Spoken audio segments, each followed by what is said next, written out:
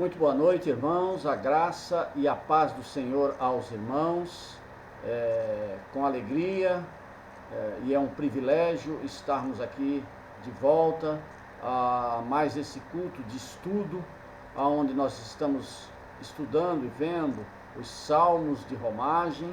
E nesta noite eu quero lhe convidar a que participe conosco aqui desse culto, e que a palavra do Senhor possa ser uma palavra que venha nos abençoar, nos fortalecer, nos edificar, nos consolar, que esta seja a expectativa desta noite, nesse culto de estudo, onde nós estamos falando do Salmo de Romagem. E para continuarmos nesse estudo, eu vou lhe convidar a abrir o Salmo de número 125. Salmo de número 125 é o salmo que nós vamos estudar nesta noite, vamos olhar ele nesta noite. Salmo 125.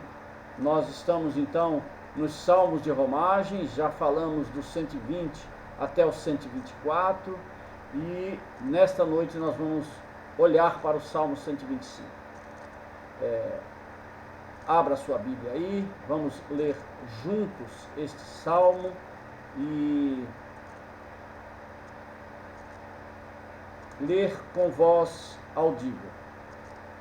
Salmo de número 125. O título do salmo é Fé Inabalável, Cântico de Romagem. O salmo diz assim: os que confiam no Senhor são como o monte Sião, que não se abala, firme para sempre. Como em redor de Jerusalém estão os montes, assim o Senhor em derredor de seu povo, desde agora e para sempre. O cetro dos ímpios não permanecerá sobre a sorte dos justos, para que o justo não estenda a mão à iniquidade. Faze o bem, Senhor, aos bons e aos retos de coração. Quanto aos que se desviam para sendas tortuosas, levá-los-á o Senhor juntamente com os malfeitores. Paz sobre Israel. Vamos orar mais uma vez, vamos orar iniciando, este momento, já com o salmo lido. Vamos orar. Senhor meu Deus e meu Pai, Pai de amor, Pai misericordioso, Pai soberano sobre todas as coisas, Deus, nós te louvamos, Pai. Te agradecemos, Deus, por mais esse dia que tu nos concedeste, pelas tuas misericórdias nas nossas vidas. Nos abençoa, ó Deus, neste momento, na noite deste dia, para que, Senhor, nós possamos, ó Deus, entender a tua palavra, receber a tua palavra, mas não só isso, Senhor, mas também aplicar a tua palavra às nossas vidas. Senhor, muito obrigado, Senhor, por esse privilégio que nós temos de estarmos, Senhor, desfrutando dessa tecnologia para poder, ó Pai, expandir a tua palavra, falar da tua palavra. Muito obrigado, Senhor, por este privilégio. Abençoa cada um de nós. Abençoa, Senhor, a cada um que está nos ouvindo, nos assistindo nesta noite, e nos abençoa. Fala conosco, Senhor, através da tua santa palavra. Esta é a minha oração, Deus, em nome de teu Filho Jesus. Amém. Amém. Irmãos, então, como eu já disse no início, nós estamos no Salmo 125, o Salmo de Romagem, e esse é o 6º salmo do Salmo de Romagem. Ele fecha a segunda trilogia. Vocês lembram que nós estamos caminhando em cima de que o Salmo de Romagem ele é subdividido de 3 em 3, formando uma trilogia. São 5 trilogias dentro dessa perspectiva do Salmo. E também o Salmo de Romagem, nós sabemos então que são os 15 salmos, que vai do Salmo 120 até o 134, e que ele é subdividido, podemos subdividi-lo de 3 em 3, onde o primeiro dessa subdivisão demonstra um problema, uma aflição do povo de Deus. O segundo é um salmo que fala da esperança, da confiança em Deus. E o terceiro é o salmo de bênçãos, de alegria, de certeza. E esse é um salmo que fecha então essa segunda trilogia. Este salmo, portanto, é um salmo de bênçãos, de encorajamento, de perseverança, para animar o coração dos cristãos, para animar o coração do povo de Deus. A situação em que o salmo ele foi composto, nós não sabemos ao certo, mas nós podemos inferir, podemos deduzir aqui que, provavelmente esse salmo tenha sido composto em um dos momentos em que o povo de Israel estava sendo oprimido, ou pelo povo inimigo, ou por um rei ímpio, porque nós sabemos que ao longo da caminhada do povo de Deus, o povo de Deus passou por vários momentos desses. Eles foram invadidos por vários inimigos, muitas vezes, tantas vezes, que tiveram que se defender dessas invasões. E quando os inimigos invadiam e conquistavam, os inimigos punham sobre eles um fardo, punham sobre eles um peso sobre aquele povo. Aquele povo passava a ser meio que escravos do povo pelos quais eram dominados. Ou por um rei ímpio, que muitas vezes nós sabemos que na sucessão do reinado de Israel, tanto do reinado do norte como do reinado do sul, apareceram reis, ou se levantaram reis, que eram reis ímpios, que eram reis que não tinham nenhum compromisso com Deus, que não tinham nenhum compromisso ou aliança com Deus. Então eram reis ímpios, e esses reis oprimiam o povo. Então nós podemos inferir que este salmo, que nós não sabemos quem compôs, porque não diz aqui quem é o autor desse salmo, mas podemos inferir que esse salmo pode ser composto por em um desses momentos, ou quando o povo estava sendo oprimido pelo inimigo, ou por um rei ímpio.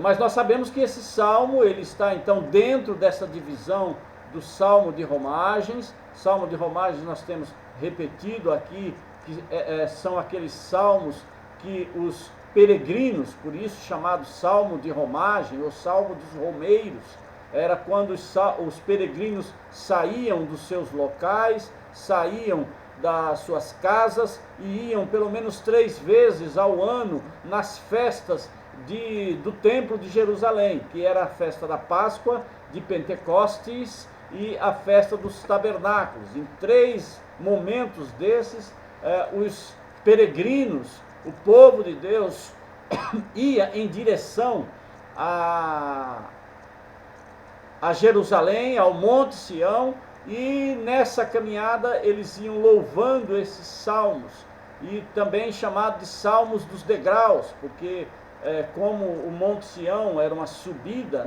então eles iam cantando esses salmos à medida que eles iam subindo para Jerusalém. Nesses momentos que eram cantados esses cânticos, chamados cânticos de romagem. Então, portanto, o contexto aqui é que o povo estava passando por uma opressão. Com isso, havia o risco de alguns se desanimarem, se desviarem dos caminhos do Senhor. Então nós podemos, né, a maioria dos estudiosos, a maioria dos teólogos, eles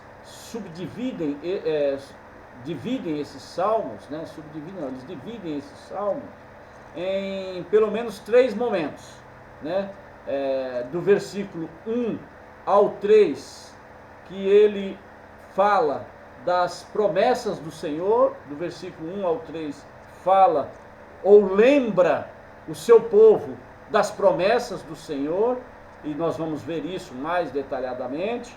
Num segundo momento, ele, no versículo 4, ele faz uma oração, uma petição ao Senhor, e no versículo 5, ele vai falar sobre a perseverança do justo, sobre aqueles que devem perseverar, aqueles que não se desviam. Então, esses 3 momentos dos salmos, então, né, o salmista lembrando das promessas, no segundo momento orando para esse Deus das promessas, e num terceiro momento ele lembra ao povo para que eles devem vigiar nos momentos das adversidades, no versículo 5. Então esses 5 versículos, esses salmos, podem ser divididos dessa forma, do 1 ao 3, o versículo 4 e o versículo 5, que nós vamos ver um pouquinho mais detalhado sobre cada um deles. E eu quero iniciar aqui essa primeira divisão, que fala do versículo 1 ao 3, né? Vamos ler de novo aqui o versículo 1 ao 3. Ele diz: os que confiam no Senhor são como o monte Sião, que não se abala, firme para sempre. Como em redor de Jerusalém estão os montes, assim o Senhor em derredor do seu povo, desde agora e para sempre. O cetro dos ímpios não permanecerá sobre a sorte dos justos, para que o justo não estenda a mão à iniquidade. Então, essa primeira divisão, o salmista aqui vai falar vai lembrar das promessas de Deus ao seu povo, das promessas maravilhosas que Deus tem para o seu povo, deixou para o seu povo. E nós podemos ver nesses 3 versículos, pelo menos 3 promessas, né? As promessas que esse Senhor aliancista, tem para com o seu povo.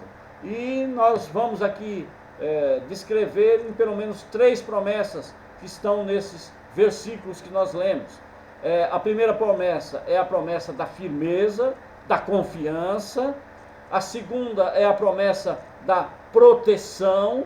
E o terceiro é a promessa do livramento.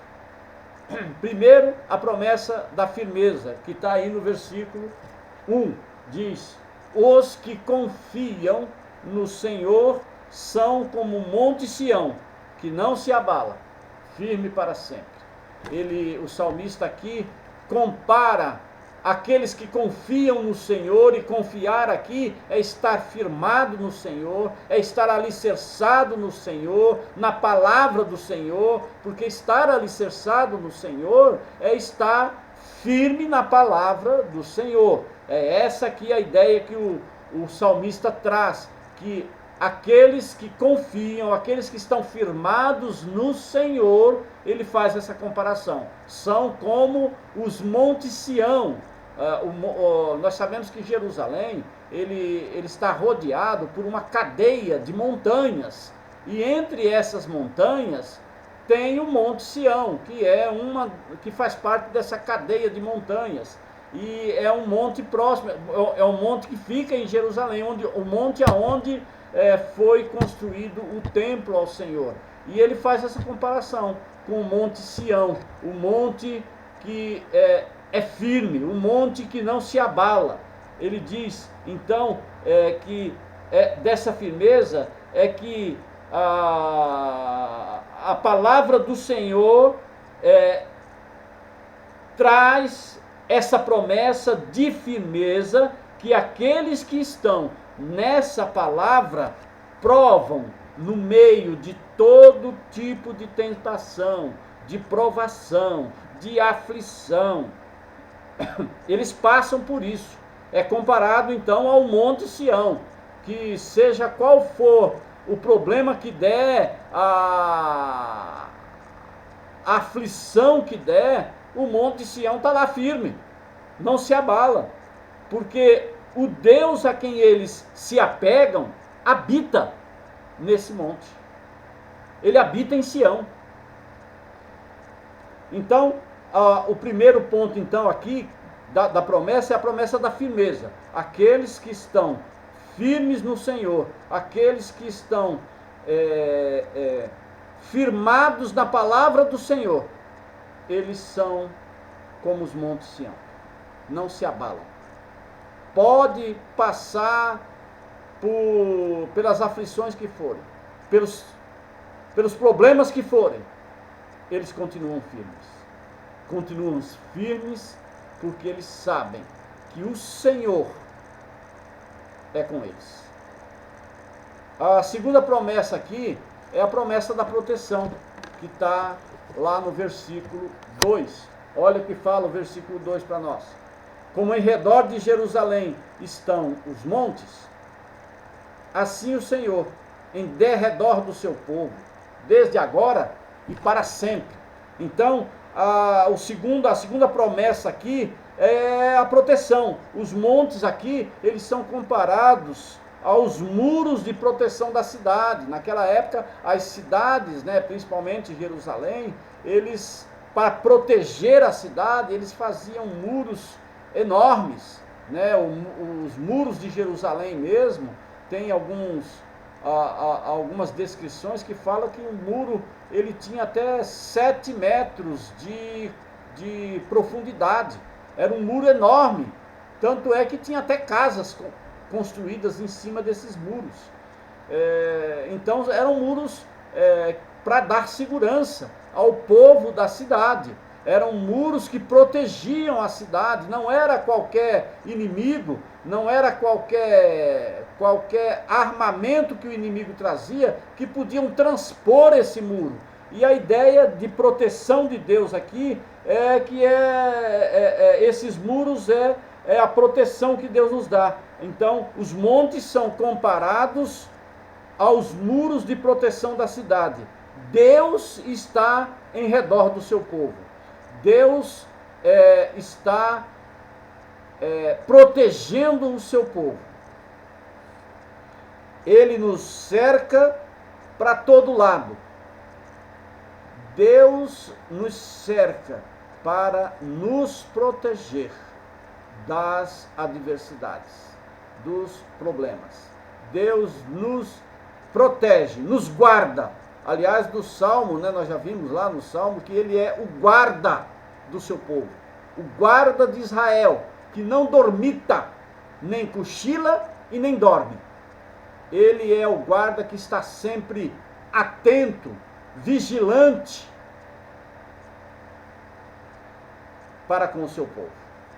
E a terceira promessa aqui é a promessa do livramento, que nós vamos ver no versículo 3. Ele fala: o cetro dos ímpios não permanecerá sobre a sorte dos justos, para que o justo não estenda a mão à iniquidade. Então essa terceira promessa fala então do livramento que Deus dá. Porque quando ele cita aqui o cetro, esse cetro aí simboliza o poder real. A pressão do poder dos ímpios, que agora repousa pesadamente sobre o povo de Deus, não durará para sempre. A duração da calamidade, ela é proporcional ao poder da resistência dos justos. Deus permite que os justos passem por aflições, por calamidade, na medida da sua resistência. A quem Deus prova e purifica por meio da calamidade, mas não sem ao mesmo tempo preservá-los graciosamente. Deus tem algo para nos livrar, tem algo para nos ensinar e nos livra dos momentos de aflição, dos momentos de adversidade. Olha o que diz Paulo lá em 1 Coríntios, capítulo 10, versículo 13, que eu vou ler para você. Quer ver? Veja comigo aqui. Paulo em 1 Coríntios, capítulo 10, no versículo 13. Olha o que ele diz, olha. Não vos sobreveio tentação que não fosse humana. Mas Deus é fiel e não permitirá que sejais tentados além das vossas forças. Pelo contrário, juntamente com a tentação, vos proverá livramento, de sorte que a possais suportar. Deus nos livra nas adversidades, para que possamos suportar. Deus, nas adversidades, Ele está nos forjando. Deus, nas adversidades, Ele está nos colocando na sua forma. Deus, nas suas adversidades, Ele está nos ensinando aquilo, não só ensinando, mas livrando também, não permitindo que nós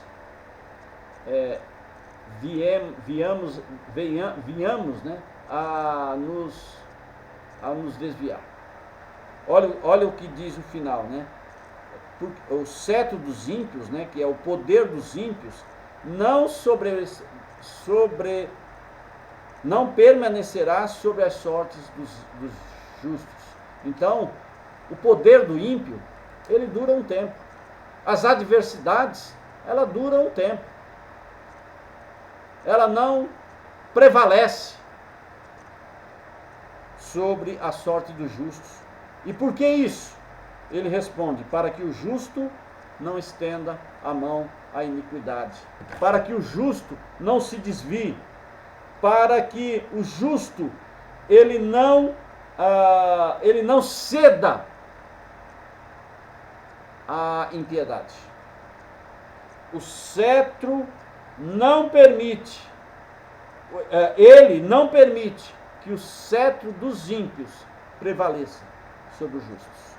Então, essa primeira divisão aqui nos mostra essas promessas maravilhosas que Deus tem para a minha vida, para a sua vida e para a vida do seu povo. Para aqueles que confiam no Senhor, Ele nos mantém firmes. Aqueles que confiam no Senhor, Ele protege, como os montes protegem Jerusalém. Deus protege. Como os montes estão em redor de Jerusalém, Deus está ao nosso redor. E Ele nos livra. Ele nos dá livramento no meio das nossas adversidades.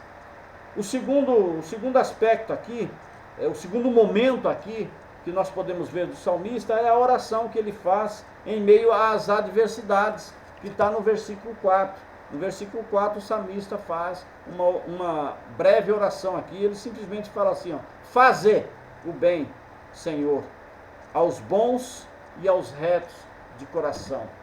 Esse momento aqui, então, o salmista, em meio às adversidades, ele faz uma oração ao Senhor. Ele pede para que o Senhor faça o bem.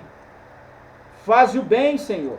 Então, com base na forte fé, na fé inabalável e na confiança, surge agora a petição de que o Senhor concederia rapidamente a bênção da liberdade desejada aos que são fiéis.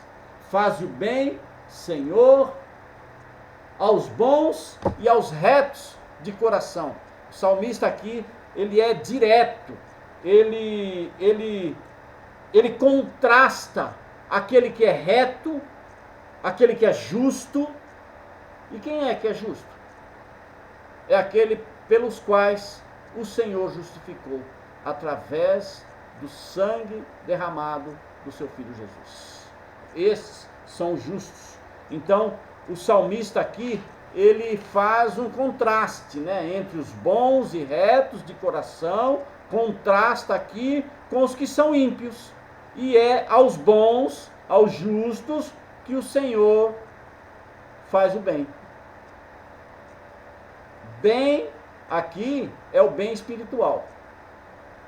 Deus nos forja quando estamos nas adversidades, quando estamos nas aflições,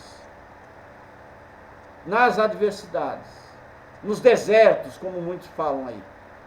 E se ele permite isso, é porque ele está nos colocando na forma dele, está nos ensinando, nos amadurecendo, porque esse é um objetivo, né? Não é só ensinar, é nos amadurecer, para que nós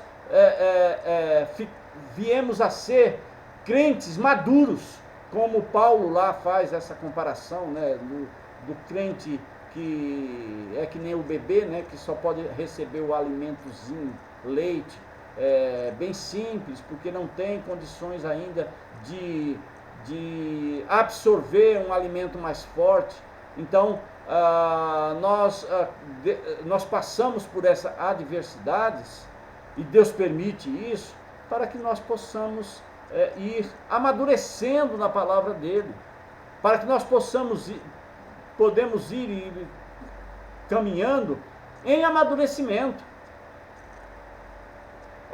O terceiro momento aqui que o salmista fala nesses 125 é perseverar nas adversidades. Olha o versículo 5, vamos olhar para o versículo 5 aqui.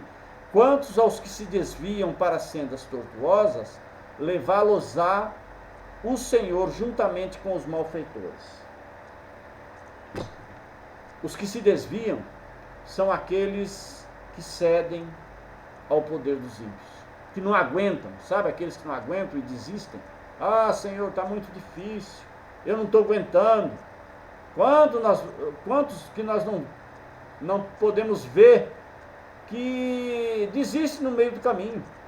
Aliás, muitos desses que desistem, essas desistências, é uma marca da sua caminhada. O camarada não consegue ir ao fim de nada. Começa a estudar, desiste, começa a faculdade, desiste, começa uma profissão, desiste, muda, porque falta o forjamento de Deus, a forja de Deus, o amadurecimento de Deus nessas pessoas. Então, aqueles que se desviam, então, são aqueles que cedem ao poder dos ímpios. O salmista aqui diz que como Deus trata os malfeitores, ele vai tratar aqueles que desistem, que se desviarem, os que cedem, os que são corrompidos, aqueles que mudam, sabe? Aqueles que estão no caminho, daqui a pouco eles não aguentam a pressão, não aguentam os momentos de adversidades e logo cedem. É esse que o salmista está dizendo aqui, e está fazendo uma advertência aqui para nós e para esses. Olha, não desistam, porque da forma com que Deus vai tratar o malfeitor, o ímpio, ele vai tratar esses que se desviarem. Ele trata aqui, portanto, da doutrina da perseverança dos santos, a chamada doutrina da perseverança dos santos. No Evangelho de Mateus, né, de Marcos 13:13 e Mateus 24:13, Jesus está dizendo sobre os últimos tempos, né? Ele diz: aquele que perseverar até o fim, este será salvo. Essa, irmãos, a perseverança dos santos é a parte que nos cabe na caminhada da salvação. Nós temos que ser perseverantes até o fim. Embora muitas vezes nós passamos nos momentos de adversidades, nos momentos de aflições, nos momentos difíceis, que chega o momento em que nós podemos até pensar, eu não aguento. Mas creia, Deus não traz tentação maior do que você suporta. Não. Ele te mostra e te ensina sempre a caminhar mais uma milha. Vamos em frente. O apóstolo Paulo, em 1 Coríntios, né, ele vai falar dessa perseverança também, lá em 1 Coríntios, capítulo 9, versículo 24 a 26. Quer ver? Leia comigo aqui.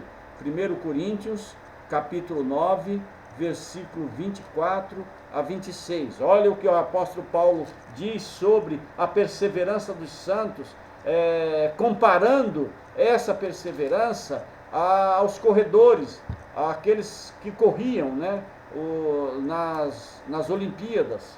Olha o que ele diz aqui, 1 Coríntios, capítulo 9, versículo 24 a 26.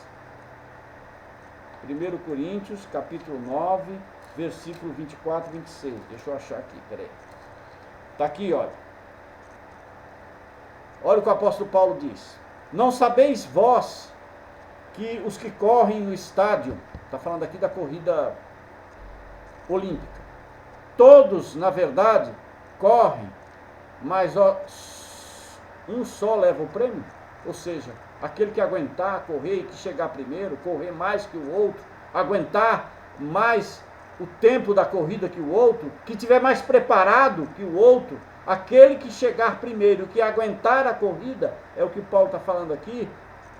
Ele diz, um só leva o prêmio. E aí Paulo continua, correi de tal maneira que o alcanceis. Olha, se prepara igual ele se preparou. Resiste igual a ele está resistindo na corrida.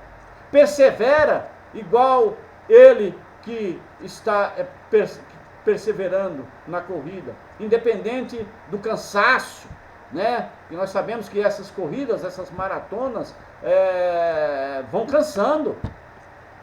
Eu me lembro aqui daquele corredor, né, que estava em primeiro lugar, aquele corredor brasileiro, estava em primeiro lugar e atravessou na frente dele lá um senhor lá para impedir ele de continuar correndo. E ele, mesmo perdendo a posição por causa dessa intervenção daquele assistente, daquele senhor que estava no meio do público lá, que agarrou ele, tirou ele da corrida, mesmo ele perdendo o primeiro lugar, ele perseverou, ele correu, ele continuou correndo, ele se desvencilhou daquele empecilho, ele se desvencilhou daquele obstáculo e continuou correndo. É assim que nós temos que ser perseverantes. É o que Paulo está falando aqui no versículo 24. Correi de tal maneira que o alcanceis. E aí no versículo 25 ele diz, todo atleta em tudo se domina, aqueles para alcançar uma coroa corruptível, que é quando eles chegarem lá, eles vão subir ao pódio para ganhar uma coroa corruptível. Nós, porém, ele diz aqui, ó, assim, nós, porém, nós estamos correndo para ganhar uma coroa incorruptível. Assim, prossegue Paulo, corro também eu, não sem meta, não sem foco, assim luto, não como desferindo golpe no ar.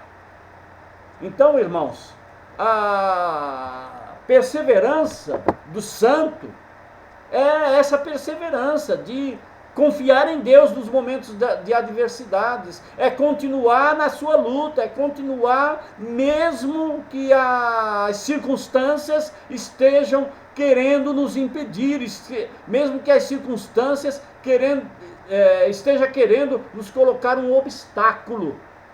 Nós, o justo, os crentes no Senhor, temos que perseverar. E aí, por fim, o salmista pronuncia uma bênção como a bênção sacerdotal. Ele reúne todas as suas esperanças, orações, desejos, na única oração, pelo qual ele encerra. Ele diz: paz sobre Israel, paz sobre o povo de Deus, paz sobre o povo a quem Deus é a sua segurança, paz sobre aqueles em quem confiam no Senhor, paz sobre aquele em quem Deus está ao derredor, protegendo, paz sobre aqueles a quem Deus está trazendo livramento no meio das adversidades. Paz sobre nós, que nós tenhamos paz, mesmo nesses momentos que nós estamos passando atualmente por essa pandemia. Continuemos firmes, crendo que Deus está ao nosso redor e que assim Deus possa continuar nos abençoando. Irmãos, isso vai passar. O cetro dos ímpios não permanecerá sobre a sorte dos justos. Isso passa, irmãos. E quando passar,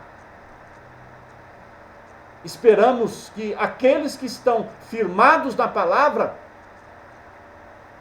estejam mais maduros, estejam mais preparados, estejam mais perseverantes no Senhor. Que Deus assim nos abençoe e que Deus assim aplique esta palavra na minha vida e na sua vida. Vamos orar.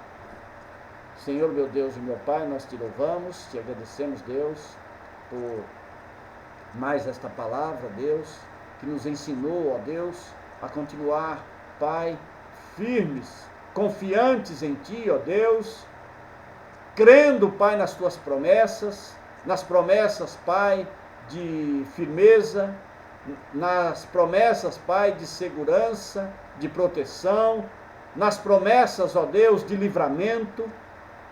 Ó Deus, nós continuamos, ó Pai, Senhor, crendo que o Senhor é conosco. Continua nos abençoando, ó Deus. Continua aplicando, Pai, a Tua palavra nas nossas vidas. A cada vida aí que está nos assistindo, Deus. Tu, Senhor, conheces as necessidades, Tu conheces, ó Pai, a situação pela qual cada um está passando, e não permita, Deus, que eles desanimem, que eles venham, Senhor, a se desanimar pela falta desse momento de não podermos estar nos reunindo fisicamente, mas que eles possam, Senhor, continuar perseverantes na Tua palavra. Abençoa, Senhor, a nossa igreja, a igreja presbiteriana aqui de Xinguara, a cada irmão, Senhor, que nos assiste, a cada família, Pai, que nos assiste. Ó Deus, Tu conheces a cada um, Tu sabes, ó Pai, a necessidade de cada um, o problema pelo qual cada um está passando, ó Deus. Guarda e continua guardando, Senhor, os idosos da nossa igreja, os idosos, ó Pai, que não estão podendo sair nesse confinamento. Ó Deus, continua guardando a vida deles, guardando a vida das nossas crianças e guardando as nossas vidas, ó Deus, a vida do Teu povo diante dessa calamidade. Continua, Senhor, sendo conosco, nos protegendo, nos cercando, como a Tua palavra nos garantiu nessa noite. Deus, abençoa, Pai, todos aqueles que estão sofrendo em consequência desse problema. Aquelas famílias, ó Pai, que estão passando pelo luto, abençoa, Deus. Fortalece. Ó Deus, esta é a minha oração, em nome do teu Filho Jesus. Amém e amém. E agora, irmãos, que a graça do nosso Senhor e Salvador Jesus Cristo, que o amor de Deus, o Pai, e que as doces e ternas consolações do Espírito Santo esteja com você, povo de Deus, espalhados por toda essa terra, hoje e para sempre. Amém. Irmãos, Deus abençoe. Muito obrigado aí pela sua audiência. Dá um like lá no vídeo, se você gostou, é lógico. E continue perseverando. Nós aqui continuamos fazendo dessa forma até quando Deus permitir e Deus nos liberar para nos reunirmos de novo. Deus abençoe e que fortaleça você a cada dia.